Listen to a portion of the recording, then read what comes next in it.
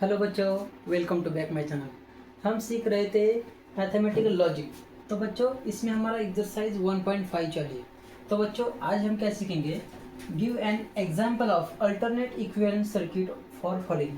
तो हमें क्या करना है, अल्टरनेट सर्किट उसके लिए क्या करना है, डिजाइन करना है। तो देखो ये सर्किट जो आउटपुट देगा वही सर्किट एक अल्टरनेटिव सर्किट दे सकता है। यानी कि इसके जैसा और एक सर्किट अगर मैंने ड्रॉ कर लिया तो ये जो आउटपुट देगा वही आउटपुट क्या देगा, वो सर्किट देगा।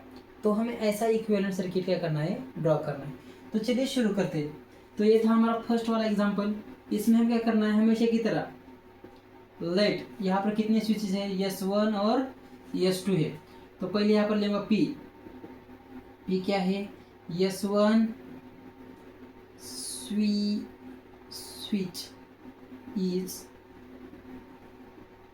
क्लोज्ड। Q क्या है यहाँ पर, S2 स्विच, यहाँ पर T रहेगा, स्विच इज क्लोज्ड।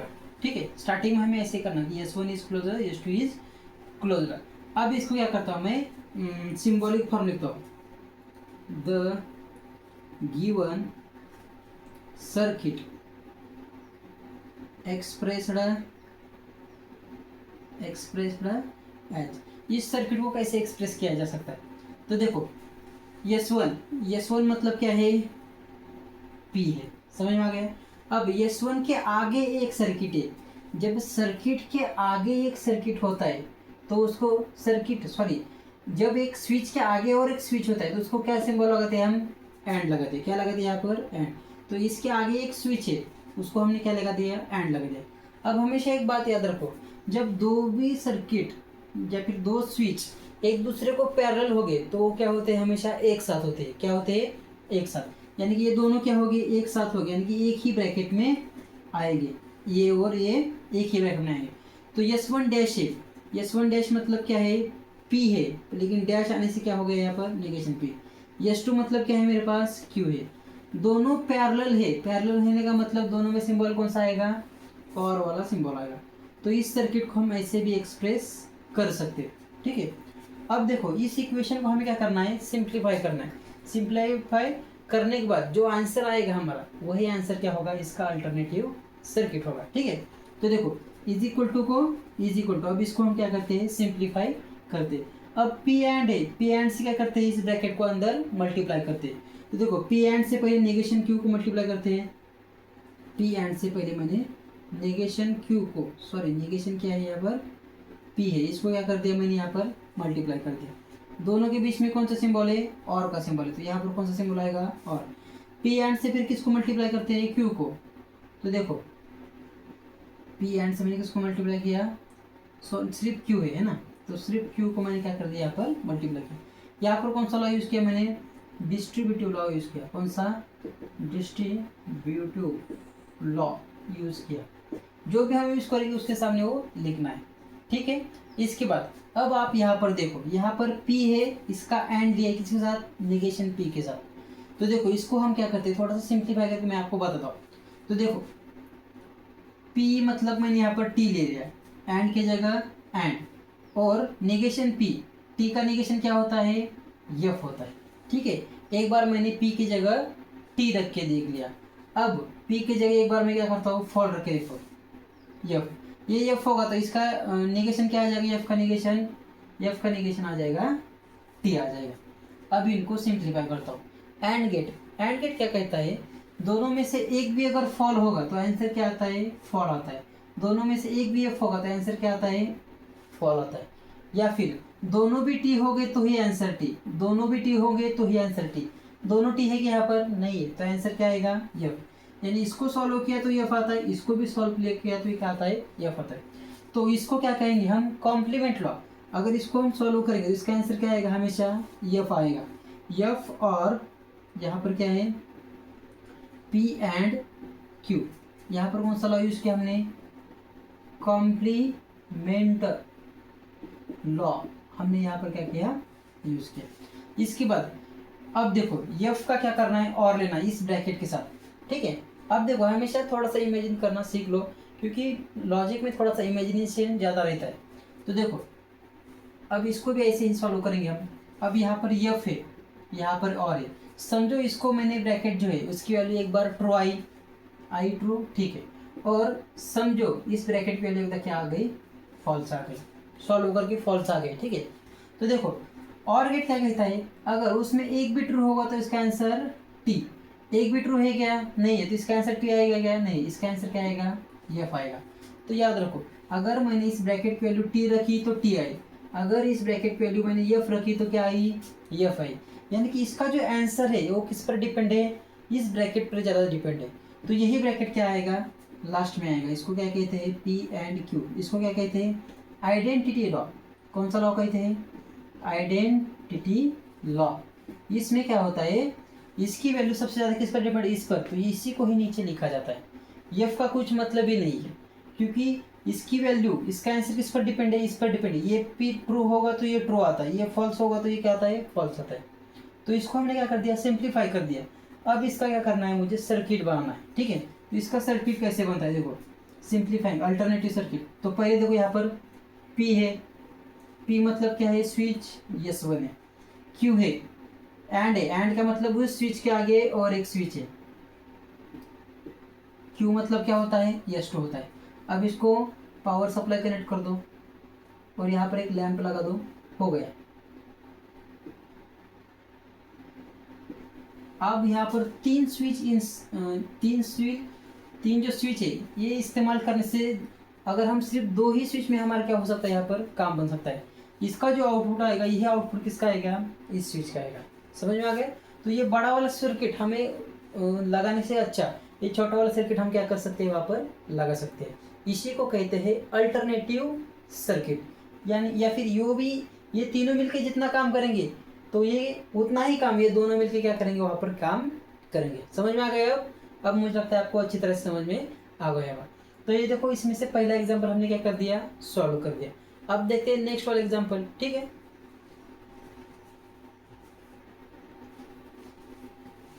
अब देखो सेकंड वाला एग्जाम्पल बिल्कुल उसी तरह हमें क्या करना है, सॉल्व करना है।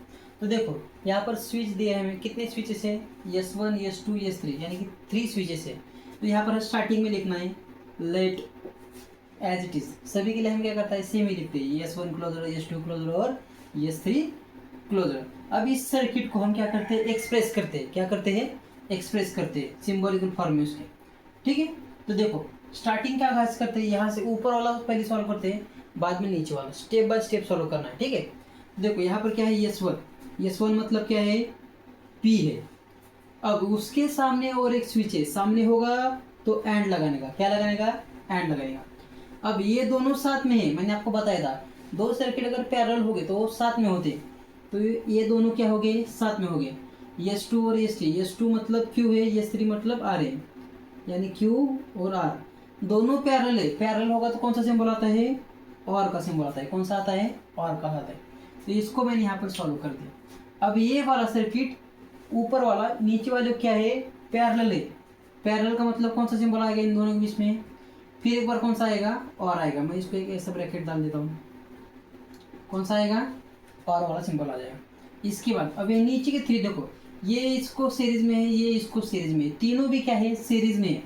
तो देखो इनको कैसा हो जाएगा ब्रैकेट के अंदर, yes three dash, yes three मतलब नेगेशन आर, यस टू मतलब नेगेशन क्यू, और यस वन मतलब क्या होता है, पी होता है। तीनों भी क्या है, सीरीज में, इसके सामने ये, इसके सामने ये। तो कौन सा सिंबल यूज करेंगे, एंड, और कौन सा सिंबल यूज करेंगे हम यहाँ पर, एंड वाला सिंबल यहाँ पर यूज करेंगे। समझ में आ गया, यहाँ तक कोई दिक्कत नहीं है। अब देखो इसको हम क्या करते हैं, सिंप्लीफाई करते हैं। सिंप्लीफाई करने के बाद कौन सा आंसर आता है उसको हम ऑब्जर्व करते हैं। अब इज इक्वल टू मैं यहाँ पर नीचे लिख देता हूँ, ठीक है।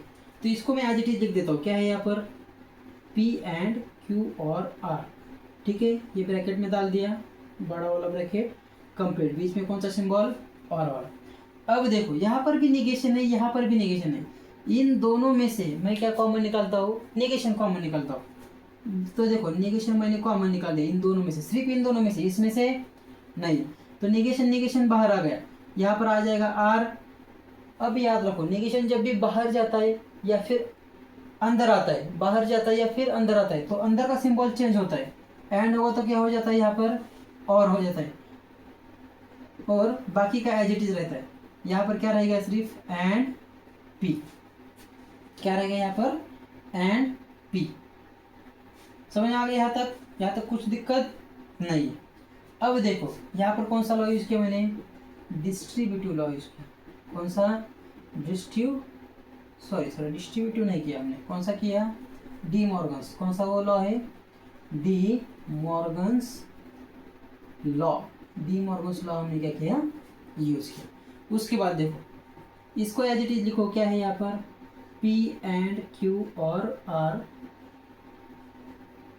ठीक है, और के लिए और।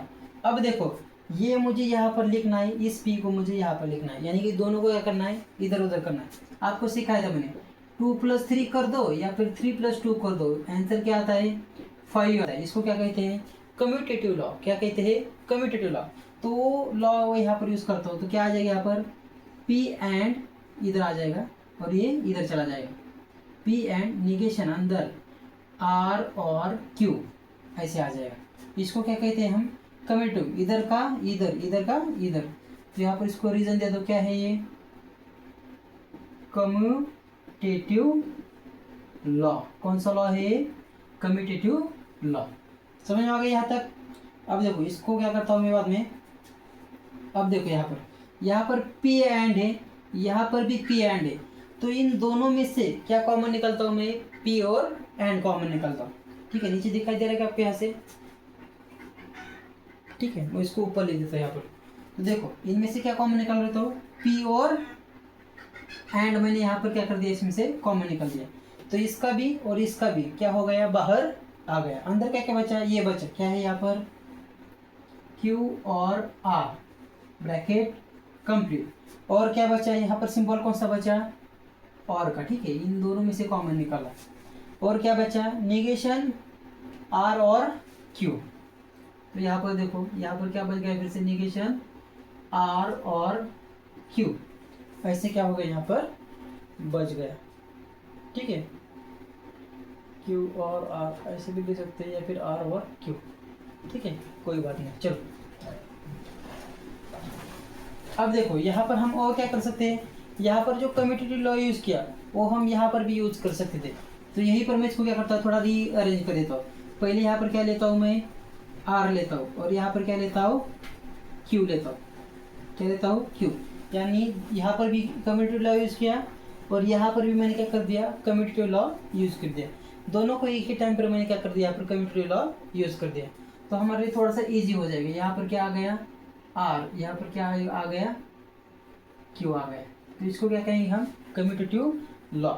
अब इसके बाद देखो अब क्या करना है, अब इसको देखो और इसको देखो, ऑब्जर्व करो, R और Q, R और Q, लेकिन ये है, इसको सिर्फ क्या है, यही सेम यहाँ पर है, लेकिन इसको क्या है, यहाँ पर नेगेशन है। तो ये कॉम्प्लीमेंट लॉ में जाता है। कौन से लॉ में, कॉम्पिटिटिव कॉम्प्लीमेंट लॉ। कॉम्प्लीमेंट मतलब यहाँ पर Q है तो इसका क्या होगा, यहाँ पर नेगेशन Q होगा, बीच में क्या होगा, और होगा। ये है Q, इसको क्या समझो, नेगेशन Q है। अब इसको सॉल्व करके देखते हैं। Q की वैल्यू में एक बार T लेता हूँ, T है, T का कॉम्प्लीमेंट F, यहाँ पर क्या आ गया, और आ गया। यहाँ पर Q की जगह मैं क्या लेता हूँ, यहाँ पर लिख दूंगा, Q की जगह समझो मैं F लिख दिया। इसका और क्या हो जाएगा, F का और क्या हो जाएगा, यहाँ पर T हो जाएगा। क्या हो जाएगा, T हो जाएगा। अगर और गेट में एक भी T होगा तो इसका आंसर T, और गेट में एक भी T होगा तो इसका आंसर T। यानी कि यहाँ पर इसका कुछ भी रख दो, F रख दो या फिर T रख दो यहाँ पर, तो इसका आंसर क्या आना है, हमेशा T ही आना है। ये कौन सा लॉ है, कॉम्प्लीमेंट लॉ। इसको क्या कहेंगे हम, कॉम्प्लीमेंट लॉ। यानी कि इन दो ब्रैकेट की जगह हम क्या लिख सकते हैं, सिर्फ T लिख सकते हैं। यहाँ पर रीजन दे दो, कौन सा लॉ है, कॉम्प्लीमेंट लॉ। यानी कि इसकी और इसकी वैल्यू क्या आएगी, हमेशा T आएगी। अब देखो यहाँ पर भी हमें फिर से लॉ एक यूज करना पड़ेगा। अब देखो P and T, P and T, P की जगह मैं एक उधर 2T लिखता हूँ, P की जगह मैं एक द फॉल्स लिखता हूँ। अब देखो एंड गेट क्या कहता है, दोनों T हो गए तो ही आंसर T, दोनों T है क्या, नहीं है तो आंसर क्या आ जाएगा, F आ जाएगा। यानी कि इस P पर डिपेंड है यहाँ पर आंसर क्या आएगा, अगर यहाँ पर टी लेता हूँ तो आंसर टी आता है, अगर यहाँ पर एफ लूँ तो आंसर क्या आता है, एफ आता है। सबसे ज़्यादा किस पर डिपेंड है ये, पी पर डिपेंड है। तो इसका आंसर क्या आ जाएगा, यहाँ पर पी आएगा। इसको क्या कहेंगे हम, आइडेंटिटी लॉ। कौन सा लॉ, आइडेंटिटी लॉ। अब इसका हमें क्या करना है, स्विचिंग सर्किट इस्तेमाल करना है। तो देखो यहाँ पर क्या आ जाएगा, सिर्फ पी मतलब S1, इसको यहाँ पर पावर सप्लाई दे दो, यहाँ पर एक लैंप लगा दो, हो गया। और करंट की डायरेक्शन सिर्फ यहाँ पर दिखा दो।